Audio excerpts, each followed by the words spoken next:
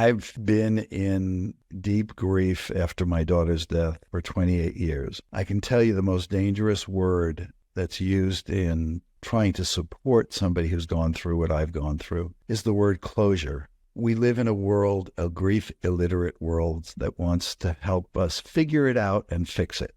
That's not what people need.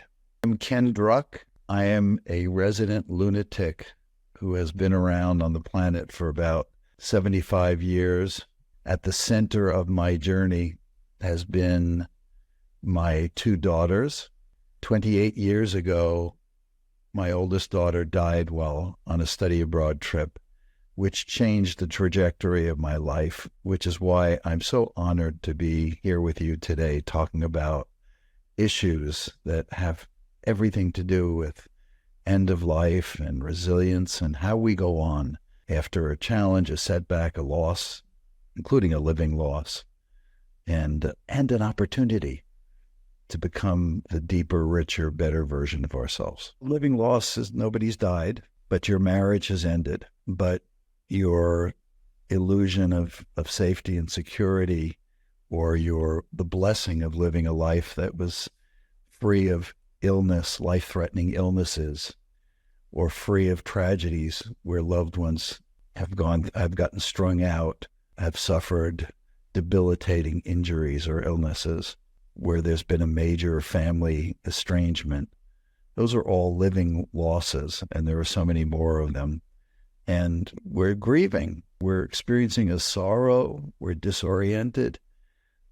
We go back up and down from surreal, like, oh my God, this couldn't be happening, to all too real, which is we go, oh my God, this really did happen. And our system is flooded, emotionally flooded with the reality that we're going to need to somehow figure out how to go on without somebody we love, or without the health, or without the plan to live life a certain way. People ask me today, Ken, how are you? It's been 28 years since your daughter died. And I say, you know what? I've learned to walk with a limp in my heart. Do I still experience sorrow every day? I could be walking behind a young, beautiful young woman who has the same hair as my daughter, and suddenly I've got tears streaming, or I get a call from one of her friends, and it touches my heart so deeply. But after I hang up the phone, there are tears, and there's, oh my God, I wonder what Jenna would be doing. Had she lived, would she have a family? She was, amazing in terms of what she was doing in the world. Would she have continued to do? What would she be fighting for or fighting against? She was so passionate. And I kind of lapse into that sorrow and wondering and questioning of, what is this life? Who is the casting director? Where do I call customer service? Where do any of us when something tragic and terrible happens, when our life and our dreams are derailed, and when the life of somebody we love has been lost? I've been in deep grief after my daughter's death for 28 years. I can tell you the most dangerous word that's used in trying to support somebody who's gone through what I've gone through is the word closure. We live in a world, a grief illiterate world that wants to help us figure it out and fix it. That's not what people need. They need somebody who will stand with them, walk with them, sit with them, listen to them, ask them open-ended questions, not questions that are really messages disguised as questions. Like, are you going to be okay? That's a message. That's not a question. Or, how are you doing? That's the last question you want to ask somebody who's grieving, unless you're really qualified to listen to the answer, because they're not doing well. Their future as they knew it and had planned it has been obliterated, and they're standing in the ashes trying to figure out, is my life over too? Is my joy over? How am I possibly going to live on with this sorrow? So I think how we message things when we talk about grief and time, I often explain to people, some grief occurs in a linear way through time. And then there's some grief that's beyond time. It doesn't occur in time. You can't tell the heart, oh, it's 5 o'clock, or it's been 28 years. What's wrong with you? The messaging of that is to get over it. And telling people to get over it is putting your foot on their throat. It's your impatience. It's your wanting to have everything in life cleaned up. Grief is messy business. It bubbles up. It gets triggered in unexpected, unwelcome moments. It shows up sometimes as profound confusion, sometimes as the deepest sorrow, sometimes as anger, sometimes as guilt, because we implicate ourselves irrationally, in most cases, in the death of somebody for a year. If you had asked me a year after my daughter died, I would have said, yeah, I sent my daughter to her death. I told her, this study abroad program is going to be the launching pad for the rest of your life. You're going to get to see the world as it really exists, and you're going to build upon that. I had in my arrogance and naivete, I had no idea that my daughter could die on a dirt road in the middle of India, along with 3 other beautiful young women. So grief is what it is for each one of us, and each one of us is wired differently. Each one of us has experienced our loss differently. And in order to understand how somebody's grieving, you have to get to know them and get to know their situation. You can't put it in a cookie cutter box. And the people that are qualified to work with people who've gone through terrible losses are people who take the time to really get to know the people, the families and the individuals and the communities that they're working with. Everything is different. I train a group of people in this community who are trying to work with violent loss, and they've flipped it. Instead of joining a gang and looking for vengeance, I call revenge the false promise that there'll ever be reconciliation or satisfaction after you've spread the pain to some other family or to other part of the community. But they're training to learn how to be present for other people who've gone through violent loss, and how to honor. And this is the key word, is honor. Because if we adopt a code of honoring, then we're living by a code that is constructive.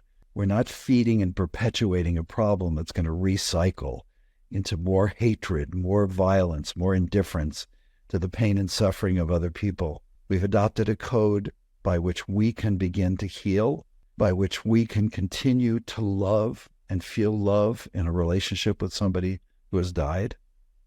I call that the love that never dies, in which we've adopted a whole nother level of self-care, because we're going to need it to survive the death of a loved one. It's not about getting a mani and a pedi. It's about taking our foot off our throat and putting our hand on our heart. Up here, there's impatience, there's judgment, there's criticism, there's guilt, there's shame, there's ruminating about how we should have and could have done things differently and implicating ourselves. There's no kindness here. There's no compassion. Here, there's kindness, compassion, and especially patience. There's a voice that says, you're a work in progress. You're doing the best you can. Be kind to yourself. Be patient. Allow yourself to be honest with yourself about the help and support you need. Be able to ask for help. And when people ask me if I'm still brokenhearted, I tell them that paradoxically, I am broken and whole.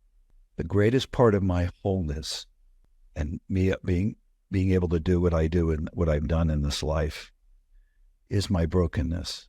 It's holding my brokenness and compassion, and not as something I ever need to defend or be ashamed of. How could I not feel sorrow that my daughter is not here sitting next to me? She would love to be here doing this. And she was so smart, so much smarter than me. And she'd be loving creating conversations like this and allowing countless tens or hundreds of thousands of people to understand, to become grief literate, to become compassionate with themselves and other people, and to make our world a safer place for people to have suffered the kind of losses that we all suffer. Here's what I've learned from working with thousands of people who are grieving. Here's what was helpful to them that somebody said. Here's what was not helpful. It was laced with pressure and messaging and spin, religious spin, psychological spin, the glass is half full, she's in a better place, all the things you don't want to say to somebody who's going. So the idea of being with somebody and being a healing presence that makes it safe for somebody to be going through what they're going through is the key. And it means quieting our own mind, not trying to figure out and fix the person or get them to feel a different way or even to get them to feel better.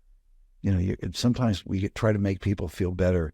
We're asking them to abandon their sorrow, abandon the part of them that's missing somebody with all their heart and can't figure out how they're going to possibly continue on in this life without them.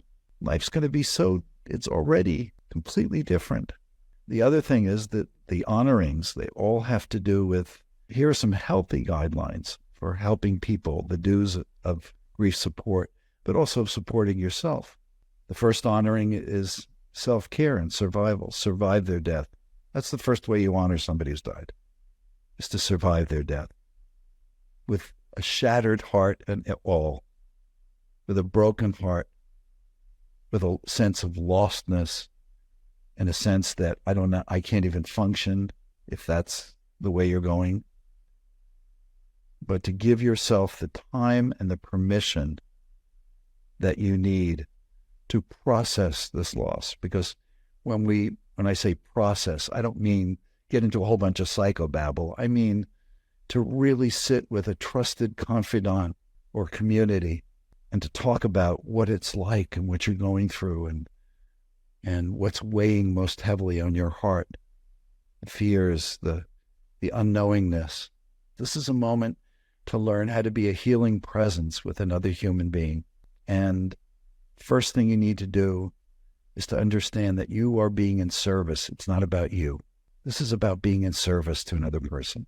This is about not giving unsolicited advice. This is not about the noise that your brain is making, trying to figure out how to respond. It's about asking those open-ended questions and even prefacing questions by saying, would it be okay for me to ask you what could be helpful? I've had 5 ideas. And you never tell somebody, hey, give me a call. Anything I can do, let me know. You never say that's on the don't list. You tell people, I'd like to bring dinner over every night for the next week.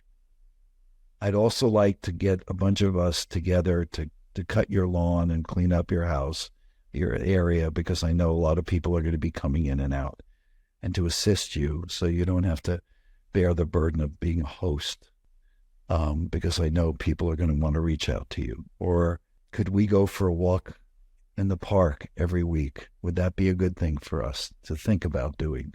So prefacing the things you want to say to find out, is this really a good time? I can't tell you how many times people came up to me, and, oh, how did your daughter die?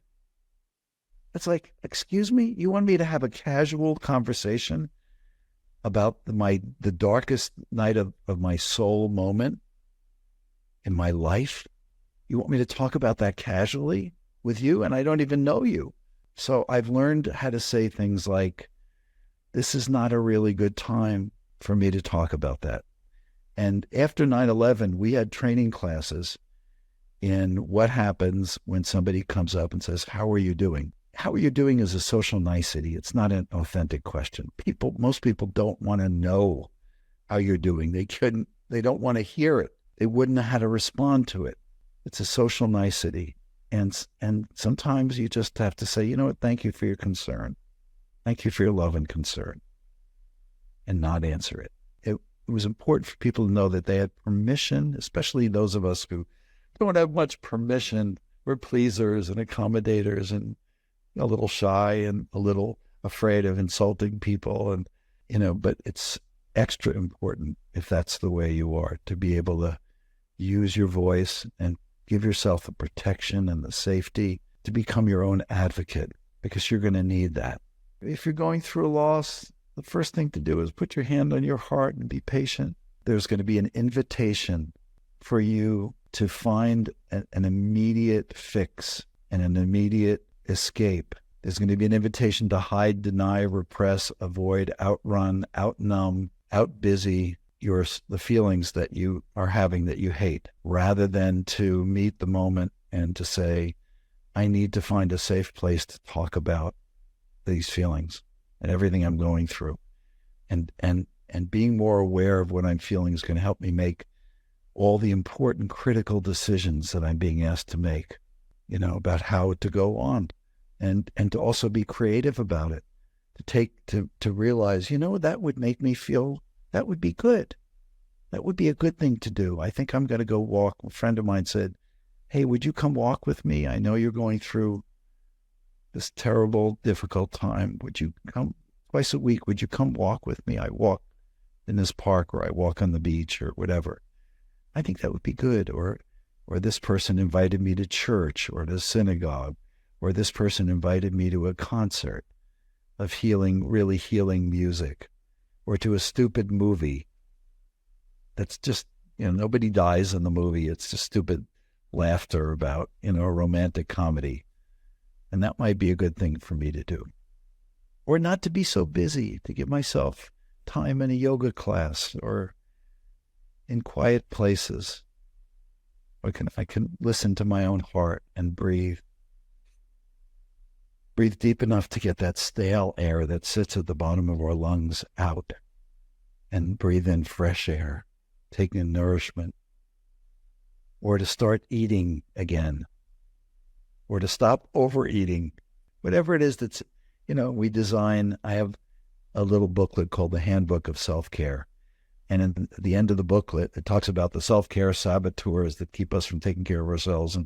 And then it goes to the self-care master plan. And we get to put together a plan. How could I take better care of myself physically, in my relationships, in my work, in my spirituality, religion, or my beliefs, my values, in the way I enter the day, the way I exit the day, in the places where I derive support and care. And it gives us a chance to really sit down and create our own master list of, here are some things I should do, and here are some things I shouldn't do. Maya Angelou had a great thing that she used to say about courage. She said, courage is the greatest virtue. All the great virtues have courage in them. And this life, in every season of life, every new season, if you look back at all the other seasons and things, moments where we were so challenged to figure out how to go on, each time we are being asked to, or we have had already summoned, newfound courage, newfound strength. And when I say summoned, we called it upon it from within ourselves. It's not something we got by joining a cult or by following somebody else's idea, unless it resonated in our own soul. But I think taking the time that we need, giving ourselves the patience, the permission, the acceptance, the support, encouragement, the faith, and summoning newfound courage and strength and patience, kindness and understanding and clarity are all the things that help people clear that path forward and to live out whatever days they have with honor, to give their life meaning and purpose and dare to discover newfound joy. For me, my new book starts with telling of my daughter's death, and then saying, and here I am 20 years later, sitting on the beach with 2 grandchildren.